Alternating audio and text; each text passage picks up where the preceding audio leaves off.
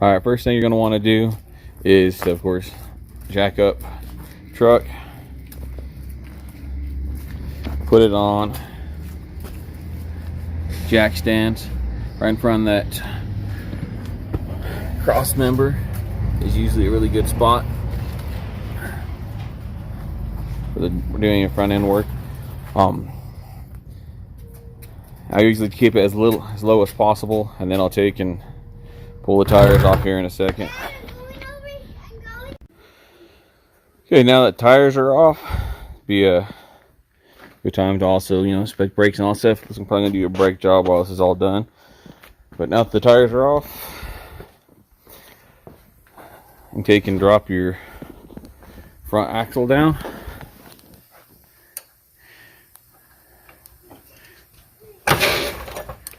There we go. Keep it there, it's just you can play with it a bit. And now we're at full droop. Okay, next step is taking off your shock mounts here on top. The passenger side is easy to access with the air box removal, so I'll take off, clamp there, pull the air box off, the hose is there, just get everything out of the way so I have more on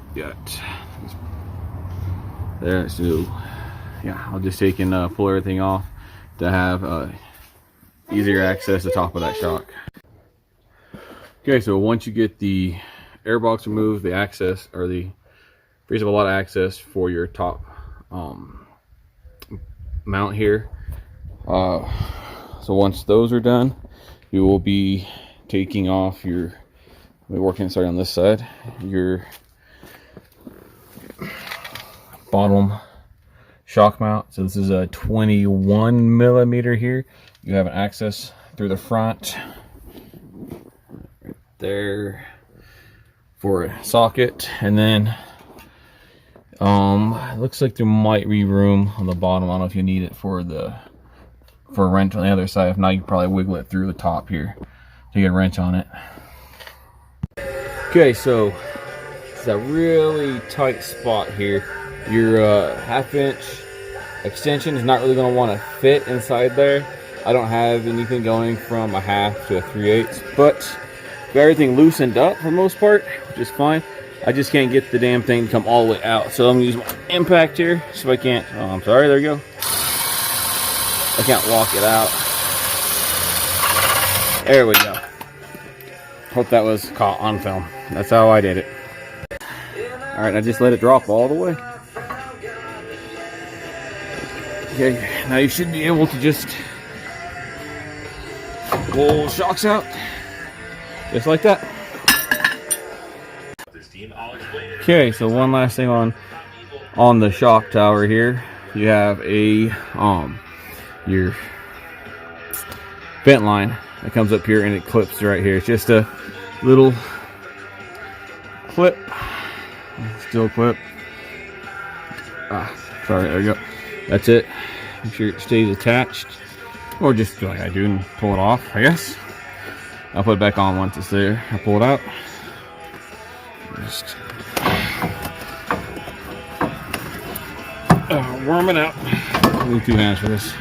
All right, so had to pull the sway bar end links out as well. They're freaking shot anyways. I'm going to order a new set of those. Now it's just a matter of getting the spring out. Okay, so passenger side was a kind of a pain in the ass. The driver's side went pretty easy, but it is I guess the flexier side, it drops naturally a little bit lower because it doesn't have the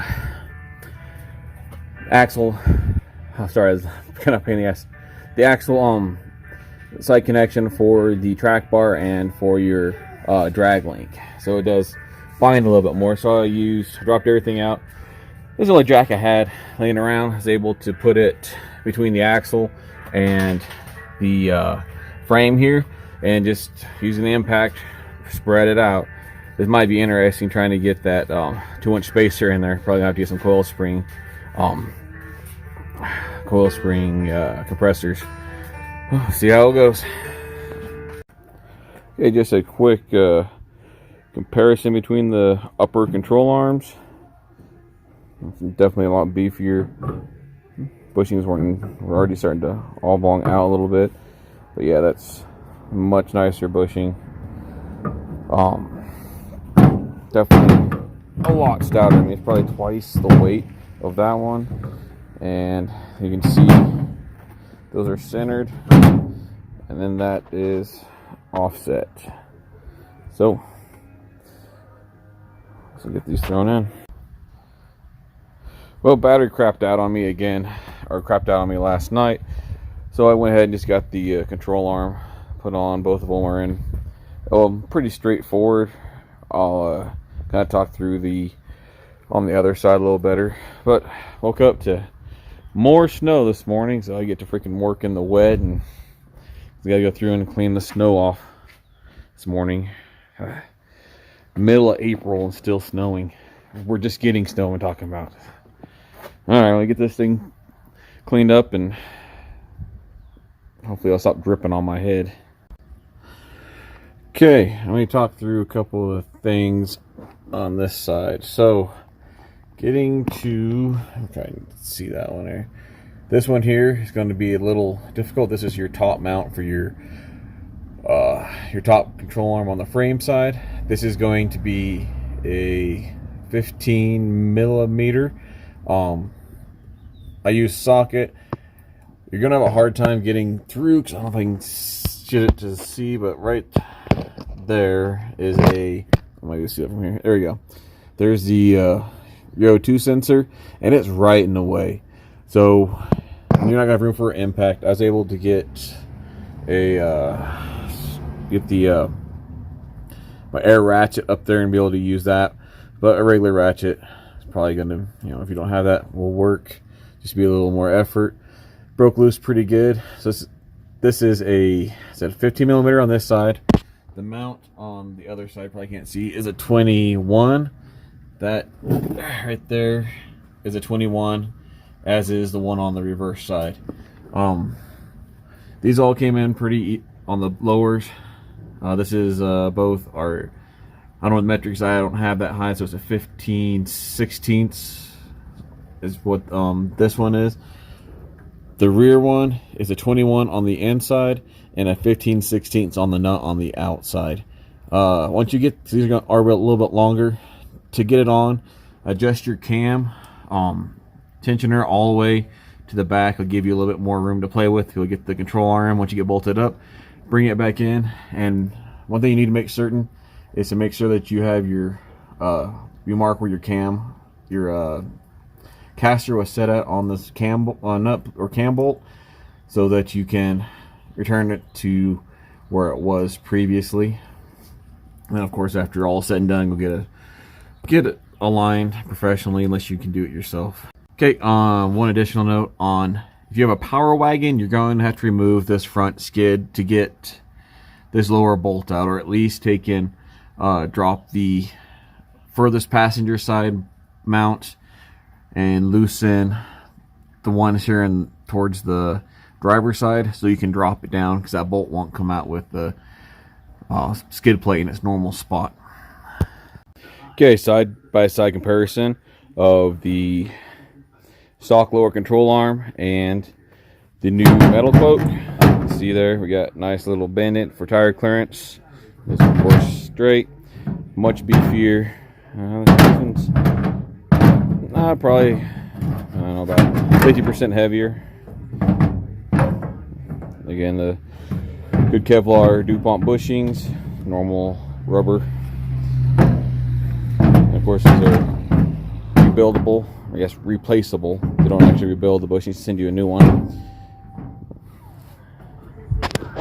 Yeah, very, very big upgrade. Should be great for the newer tires. Alright, so with the upper, I just kind of describe it.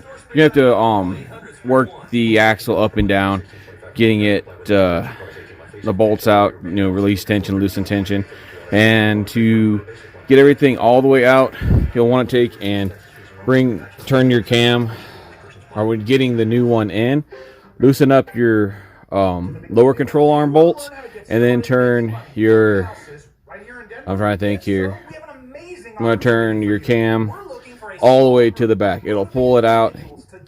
give you a little bit more room and allow everything to just drop straight in pretty easy.